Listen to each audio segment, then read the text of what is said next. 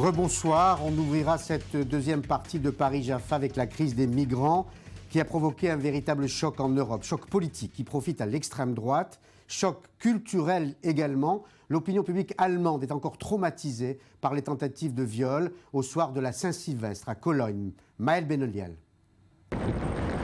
L'homme serait âgé de 26 ans et d'origine algérienne. Il a été interpellé dans un foyer de demandeurs d'asile à Kerpen. Soupçonné d'agression sexuelle la nuit du Nouvel An à Cologne, c'est la première interpellation liée au fait qui scandalise l'Allemagne depuis le 1er janvier 2016. Lors des perquisitions, un téléphone portable a été retrouvé. Il aurait été dérobé lors de la nuit de la Saint-Sylvestre. Le colocataire du suspect, un demandeur d'asile algérien de 22 ans, a aussi été arrêté. Les deux hommes ont été placés en détention provisoire par le parquet de Cologne.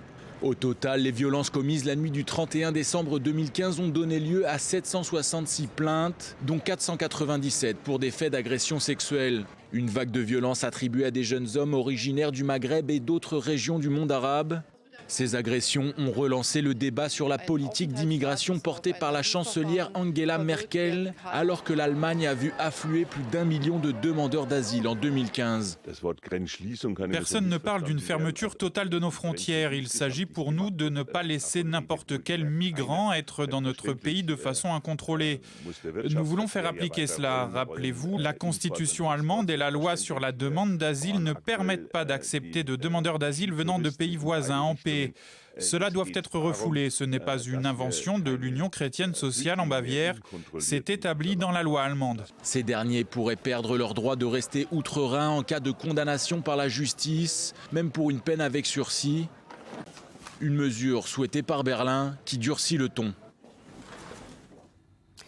Et du coup, d'autres pays comme la Norvège tentent d'anticiper et de prévenir de telles agressions. Comment ? Par l'éducation. Les images que vous allez voir font penser à l'excellente série télé Lily Amer. Daniel Atlan. Ils gardent tous leur blouson sur le dos. Dans ce centre d'accueil du sud-ouest de la Norvège, les réfugiés récemment arrivés dans le pays doivent s'habituer à un hiver rude, mais surtout à une nouvelle culture dont ils ignorent les codes. Dans cet amphithéâtre de fortune, des cours sont prodigués aux migrants pour prévenir les violences contre les femmes. Les agressions sexuelles de Cologne sont dans tous les esprits. Ce qui est arrivé à Cologne nous a surpris. Nous avons été très perturbés lorsque nous avons appris que ce sont des citoyens étrangers qui ont fait cela.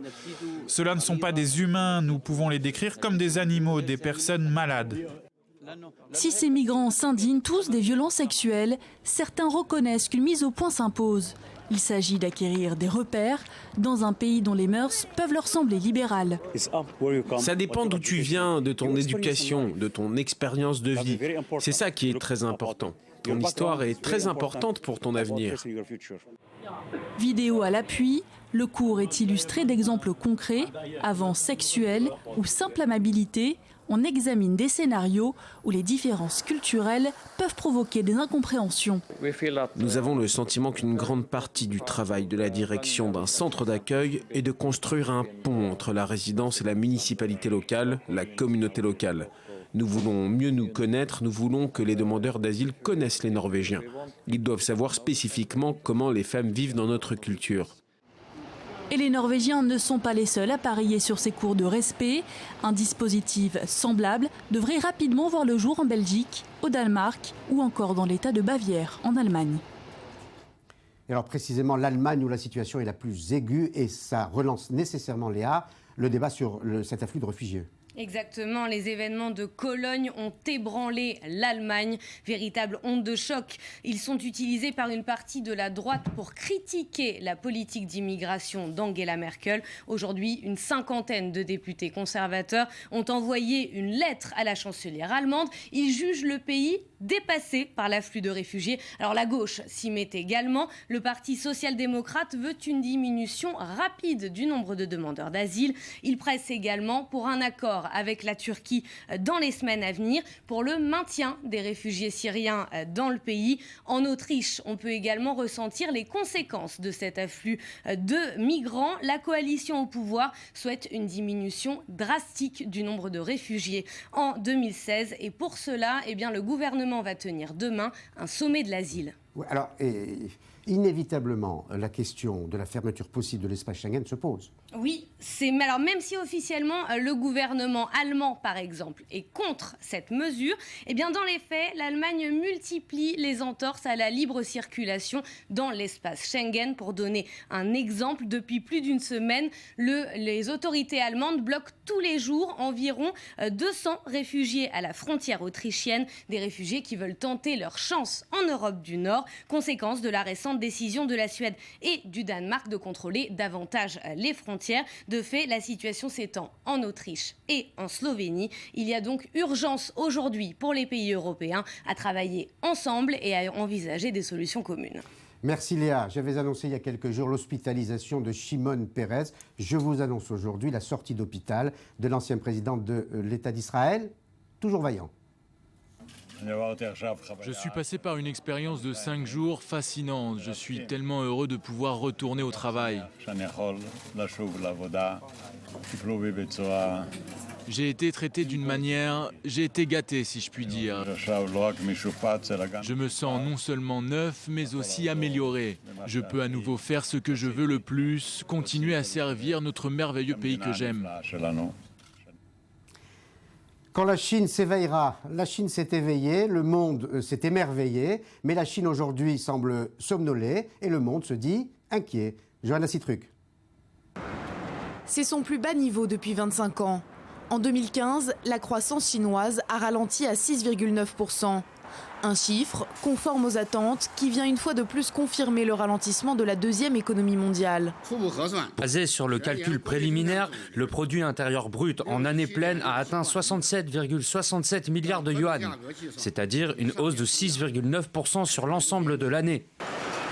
Dans le détail, la production industrielle a progressé de 6,1%, contre plus de 8% en 2014. Une décélération également pour les ventes au détail et les investissements en capital fixe. Mais pour de nombreux analystes, ces chiffres n'ont rien d'inquiétant. Ils témoignent du rééquilibrage que Pékin est en train d'opérer. La transition d'une économie industrielle, basée sur les investissements et les exportations, vers une économie qui privilégie la consommation, l'innovation et les services. La Chine est en effet dans un moment clé, la transition entre ce qu'il se faisait hier et ce qu'il se fera demain. Les industries traditionnelles sont importantes alors que les industries émergentes sont plus petites, même si elles augmentent rapidement. Or, la croissance de ces industries émergentes ne compense pas le ralentissement des industries traditionnelles, donc l'économie globale subit une pression à la baisse. Pour rebooster son activité, les autorités chinoises disposent de plusieurs outils. Baisser ses taux d'intérêt et opter pour une politique budgétaire plus expansive. Deux options qui visent à relancer la consommation. C'est un équilibre très délicat que le gouvernement doit essayer d'atteindre. Nous nous attendons à ce que la croissance ralentisse et qu'ils avancent sur les réformes au fur et à mesure de leurs possibilités. Lorsque les données macroéconomiques seront trop faibles, ils feront probablement une pause. Ils seront plus hésitants sur certaines politiques. En attendant, l'économie mondiale retient son souffle, et tout particulièrement les pays émergents. Car la Chine est le premier importateur de matières premières de la planète. L'impact de son ralentissement devrait donc largement dépasser ses frontières. Mais Xi Jinping n'a pas dit son dernier mot. Le président a entamé une tournée au Moyen-Orient. Actuellement en Arabie Saoudite, il se rendra ensuite en Égypte et en Iran. Objectif, renforcer la présence économique du géant asiatique dans la région. Et on l'a bien compris, la croissance a profité à de nombreux pays, Johanna. Le ralentissement de la croissance va desservir, j'imagine, de nombreux pays. Oui, effectivement, si la croissance chinoise ralentit, il y a de grandes chances que Pékin diminue ses dépenses. Par ailleurs, sa transition vers une économie de services, de consommation va également changer sa façon d'importer. Les premières victimes, a priori, seront les producteurs de matières premières, comme par exemple la Russie, le Brésil ou encore les pays du Golfe. Pourquoi ? Parce que la Chine achète beaucoup de matières premières. Le pays consomme 40% de la production mondiale des métaux industriels. C'est également le premier importateur de pétrole au monde avec plus de 7 millions de barils par jour. Deuxième victime, les pays voisins de la Chine, notamment le Japon et la Corée du Sud qui exportent tous les deux plus de 20% de leur production en Chine. En revanche, la zone euro et les États-Unis, eux, vont être a priori épargnés car peu de leurs exportations vont vers la Chine. Merci Johanna. Les autres événements de la journée vus par Léa Volbert, tout en images. Vent de panique au FMI, l'économie mondiale pourrait bientôt dérailler selon certains experts. La croissance mondiale de 2016 est revue à la baisse, 0,2 points de moins que prévu. En cause, le ralentissement généralisé qui touche l'ensemble des pays émergents. Le prix du brut a récemment chuté sous les $30, du jamais vu depuis 12 ans. Au moins 9 morts et près de 35 blessés dans un attentat suicide au nord-ouest du Pakistan. La bombe a explosé sur un marché à une heure de forte affluence entre la ville de Peshawar et la zone tribale de Khyber. L'attentat aurait visé des responsables de la police dans les zones tribales. L'ONU déplore des pertes civiles effarantes en Irak. Selon un nouveau rapport, près de 19 000 civils auraient été tués depuis 2014. Plus de 3 millions de personnes ont été déplacées à l'intérieur du pays, parmi lesquelles plus d'1 million d'enfants. La France vieillit. En 2015, le nombre de naissances a diminué, le nombre de décès a lui augmenté. En cause, le vieillissement des baby-boomers nés entre 1946 et 1974. Les plus de 65 ans représentent aujourd'hui 18,8% de la population. Cette année, le solde naturel, différence entre les naissances et les décès, est le plus faible enregistré depuis 40 ans. Le Ritz en feu. Le célèbre hôtel parisien a été largement endommagé par un incendie qui s'est déclenché au 7e et dernier étage du bâtiment. Aucune victime n'est à déplorer.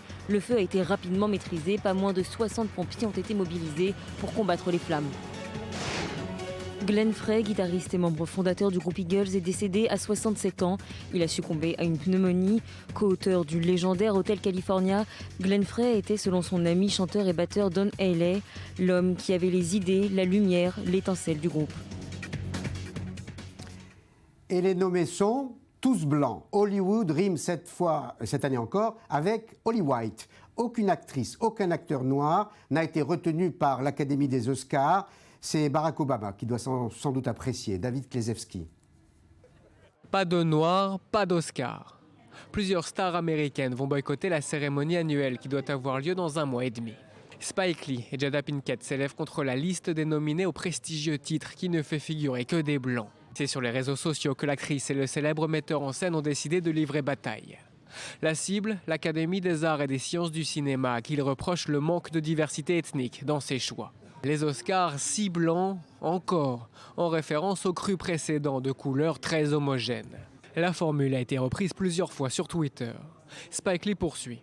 Mais comment est-il possible que 2 années consécutives, la totalité des 20 sélectionnés dans la catégorie des acteurs soient blancs ? Et sans même mentionner les autres catégories. 40 acteurs blancs en 2 ans et aucun de couleur. Le metteur en scène précise qu'il a pris soin d'annoncer sa décision le jour de la commémoration nationale de la naissance de Martin Luther King, pasteur entré dans l'histoire pour avoir défendu l'égalité des droits. Selon Spike Lee, il est plus facile pour un noir d'être président des États-Unis qu'à la tête d'un studio. Sur Facebook, Jada Pinkett va plus loin et appelle à passer à l'action. Le ressentiment est d'autant plus grand que cette année, de nombreux noirs figuraient au sein des films les plus en vue. Ces productions ont été sélectionnées, des acteurs blancs aussi. Parmi les nominés, les scénaristes blancs ne manquent pas non plus à l'appel, mais aucun noir. Je suis un peu surpris par le manque de diversité, car l'année dernière, il y a eu tellement de manifestations par rapport au fait que les 20 nominations d'acteurs étaient tous caucasiens. Et c'est la même chose cette année. Donc, je suis un peu surpris. Sur la défensive, l'Académie a réagi et appelle à la patience. Comme beaucoup d'entre vous le savent, nous avons apporté des changements pour diversifier nos adhésions ces 4 dernières années. Mais ce changement ne va pas aussi vite que nous le souhaiterions. Nous devons en faire plus, mieux et plus vite. L'Académie des arts et des sciences du cinéma, association de stars ou d'anonymes, compte 6000 personnes, des blancs en très grande majorité. Et pour tenter de comprendre, on va retrouver en direct de Los Angeles Benoît Clerc, qui a suivi évidemment cette polémique. Alors on est nous-mêmes très surpris par l'absence d'acteurs ou d'actrices noirs dans la liste des nommés. Benoît ? Absolument, Paul. Bonsoir. Effectivement, ce problème est récurrent depuis l'annonce des nominations pour ces 88e Oscars, annonce qui a eu lieu, vous le savez, en début de semaine dernière. Le problème n'est pas tellement l'Académie, le problème c'est en amont, c'est les studios qui ne recrutent pas assez d'acteurs et d'actrices noirs. Il faut remonter aux origines des Oscars pour se rendre compte de la diversité, effectivement, du manque de diversité que soulignait Cheryl Bonne-Isaac à l'instant dans votre reportage. Bien évidemment, elle a été nommée, elle est la première femme noire nommée à ce poste depuis une vingtaine. Bon, vous aurez compris que Benoît Clerc n'a pas de problème d'élocution, hein. C'est la communication qui est défaillante. On va essayer de le retrouver dans les dernières minutes de cette émission. Quand un auteur lit ses propres mots. Il faut d'abord rappeler que les miroirs sont venus très tard dans nos vies, au début du XVe siècle. Les premiers miroirs de verre de Venise étaient des objets de luxe, réservés aux classes privilégiées. On a du mal à concevoir que pendant des siècles, le commun des mortels mourait sans avoir découvert son propre visage. Extraordinaire. La plupart des gens n'avaient jamais vu de miroir. Et on devine la simplicité d'un immense écrivain qui s'est éteint aujourd'hui, Michel Tournier, et qui ne s'est jamais laissé griser par le succès, Valérie Abécassis. Oui, bonsoir Paul, c'est délicieux cet extrait. Il était cabotin, il était facétieux, il était mordant, ce Michel Tournier. Et en même temps, effectivement, il était à la fois pas grisé par le succès, mais c'était quand même une figure très importante de la vie littéraire française, de la vie littéraire parisienne, même s'il vivait très très loin de Paris. Michel Tournier a publié très peu de romans. Et pourtant, il en impose sur la scène littéraire. Il a commencé à écrire très tard. Oui, très tard. 42 ans. À 42 ans, exactement. Ouais. Parce qu'en fait, il jugeait pas utile de présenter ses livres avant. Et le livre qu'il a présenté donc, quand il avait 42 ans, c'était Vendredi ou les Lames du Pacifique, qui a été publié tout de suite et qui a reçu un accueil colossal, qui a été vendu à 7 millions d'exemplaires en 40 ans. C'est énorme. Vendredi aux Lames du Pacifique est un roman sur le vivre ensemble, sur l'apprentissage de la société extraordinaire. Et l'autre roman, le grand roman, évidemment, de Michel Tournier, c'est Le Roi des Aunes, qu'il a publié dans les années 70. Il a eu à ce moment-là le Goncourt, et Michel Tournier est la seule personnalité à avoir à la fois eu le Goncourt à l'unanimité et avoir siégé au Goncourt. Alors voilà, il était loin de Paris, il avait acheté ce presbytère. Parce qu'il vivait quasiment reclus à un certain moment, loin des mondanités. Oui et non. Loin de la vie parisienne. Oui et non, c'est pas vrai. C'est le nom qui m'intéresse. Non, parce que c'est la vie parisienne qui allait chez lui. C'est-à-dire que voilà, Mitterrand, le président Mitterrand s'est invité. Mitterrand était fasciné par tout. Voilà, donc Mitterrand s'est invité chez Michel Tournier. Pivot, bien évidemment, a été chez Michel Tournier. Donc les gens de la vie parisienne, les gens de la vie littéraire allaient chez Michel Tournier dans ce presbytère à Choiseul, dans la vallée de Chevreuse. Il vous recevait assez simplement comme ça. Et donc, il a acheté ce presbytère en 57. Il s'y est installé en 62 et il continue à aller à Paris régulièrement parce qu'il était donc membre du prix Goncourt. Et puis en 2009, il n'en pouvait plus, il était fatigué. Il a écrit qu'il n'aimait pas la vieillesse. Vous me direz, qui aime la vieillesse? Oui, mais il ne voulait pas se voir vieillir. Non, il ne voulait pas se voir vieillir. Et c'est la raison pour laquelle il s'était retiré d'ailleurs assez sagement au fond. Est-ce qu'on aime se voir vieillir? Non. Personne n'aime se voir vieillir. Il avait écrit un très joli texte en l'an 2000. Il avait 76 ans. C'est un bel âge pour mourir. On invite ainsi les humiliations de la vieillesse. Vous voyez, il a duré jusqu'à l'âge de 91 ans. Non, c'était un homme délicieux. Alors, étudiant plutôt moyen? Étudiant plutôt moyen. Écrivain tardif? Écrivain tardif. Succès énorme. Il a raté 2 fois l'agrégation, mais ses parents étaient agrégés. Mais il aurait pu prendre une sorte de revanche sociale avec ce succès qui lui est venu, mais non. Il a eu aussi cette sagesse-là. C'est-à-dire qu'il était plutôt tourné vers l'éducation, vers la transmission. C'est quelqu'un qui, avec le succès de Vendredi ou les Lames du Pacifique, est allé dans les écoles beaucoup. Il était très proche des enfants. Il a fait une version pour enfants de Vendredi ou les Lames du Pacifique qu'il allait expliquer comme ça dans les écoles. Donc oui, c'était quelqu'un de discret, mais dans le fond pas si discret que ça. C'est un petit cabotin. Moi, je l'ai rencontré. Je sais, et vous allez sans doute évidemment en parler d'une façon encore plus importante dans votre émission Culture, vendredi soir à 21h10. Merci beaucoup Valérie. Merci. Vendredi soir, donc soirée culture, et ce soir à 21h10, toujours à la même heure, I24 Sport avec Jean-Philippe Lustig. Le tennis est donc le mauvais élève. Alors, c'est basé sur quoi? Tout simplement, CLSA, donc, qui est le Sport Betting Integrity, qui regroupe plusieurs plateformes de paris en ligne et qui a donc détecté un nombre d'alertes au 3e trimestre 2015 lors des paris. Et il s'avère donc, il y a quelques semaines, que le tennis est donc le mauvais élève. 48 alertes, 72% pour être précis, de toutes les alertes. Le football, 16%. Et derrière, alors, des sports qui ont l'habitude le snooker, vous savez, c'est ce type de billard très célèbre en Angleterre, course de lévrier, et derrière, tennis de table, bowling, badminton, beach volley, une seule alerte. C'est beaucoup quand même. Ça veut dire donc que le tennis, c'est vraiment le sport ciblé parce que, comme on l'entendait avec Patrick et avec vos interventions, la mécanique du tennis permet cela. Oui, effectivement, d'abord c'est un sport individuel par rapport au football. Oui. On peut considérer effectivement que c'est plus facile de faire pencher la balance d'un côté ou d'un autre dans un sport individuel que dans un sport collectif. Et c'est un sport qui a une forte audience par rapport à d'autres sports comme le bowling, en tout cas en France, ou le badminton, ou le tennis de table.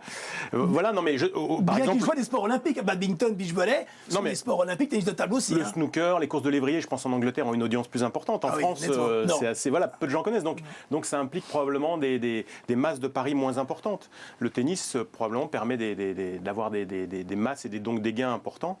C'est peut-être ce qui explique ça.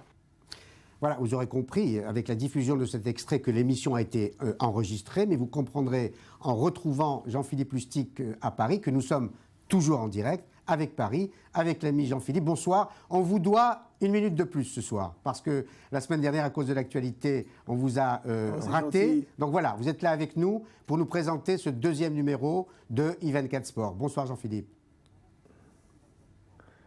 Bonsoir Paul, c'est gentil. Oui, donc 2e numéro, en effet, de ce rendez-vous hebdomadaire, maintenant tous les mardis, ce rendez-vous qui s'est installé depuis la semaine dernière. Et donc ce soir, nous allons traiter de 2 faits d'actualité, puisque l'ambition de ce magazine, c'est d'essayer donc de montrer un regard un peu différent sur l'actualité sportive, de l'analyser de façon différente, avec la place de l'infographie, des statistiques, et puis également la pertinence de nos experts, qui à tour de rôle viennent comme ça témoigner, nous éclairer, analyser la situation. Donc ce soir, nous traiterons des paris sportifs dans le milieu du tennis. Vous savez qu'on en a beaucoup parlé depuis ce matin, ces enquêtes autour donc de ces matchs truqués, de ces arrangements. Mais j'avoue être moi-même très surpris. Puisqu'il se déroule en 2 parties. Pardon Jean-Philippe, mais vous m'apprenez quelque chose. Je ne savais pas que les paris pouvaient être truqués. Ah oui, non mais... Alors si vous voulez, c'est un dossier qui ressort. C'est-à-dire que cela fait des années déjà qu'on avait entendu parler de ces matchs truqués, notamment sur des matchs dits mineurs, dans des tournois qui n'étaient pas forcément des tournois majeurs. Et il s'avère que ça se développe de plus en plus, au risque d'ailleurs aujourd'hui de modifier un petit peu les données. Les meilleurs joueurs ont été même approchés. Djokovic raconte qu'il y a quelques années, on lui avait même demandé de perdre un match et il n'a pas joué ce jeu-là. Aujourd'hui, les meilleurs mondiaux sont à l'abri, même s'il y aurait quelques noms qui n'ont pas encore d'ailleurs été officialisés, notamment parmi les meilleurs mondiaux, les meilleurs 50 mondiaux, qui disent qu'ils seraient donc pris dans certains trafics, dans certaines affaires, puisque même certains d'ailleurs parient même sur leur match. Merci Jean-Philippe. Rendez-vous à 21h10 après le journal de Steve Jourdain et dans quelques minutes, évidemment, Jean-Charles Banoun pour le 20h. Bonsoir, bonne soirée sur i24 News. À demain, 19h.